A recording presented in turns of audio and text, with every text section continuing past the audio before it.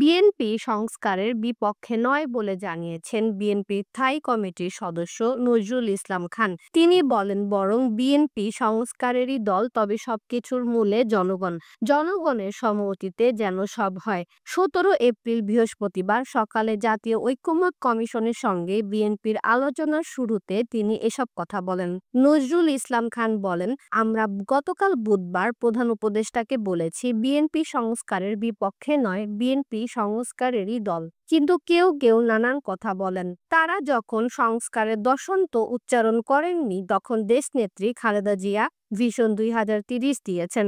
গণতন্ত্রের জন্য দীর্ঘ আন্দোলন সংগ্রামের ইতিহাস তুলে ধরে নজরুল ইসলাম খান বলেন, আমাদের সামনে আরেকবার একটা সুযোগ সৃষ্টি হয়েছে, আমরা তা কাজে লাগাতে চাই। আমরা এই কমিশনকে সহযোগিতা করছি, এই সরকারকে সহযোগিতা করছি সেই প্রত্যাশা নিয়েই। যদি ঐকমত্য কমিশনের কোনো সনদ নাও হয়, বিএনপির জন্য সংস্কারের সনদ রয়েছে বলে জানান নজরুল ইসলাম খান।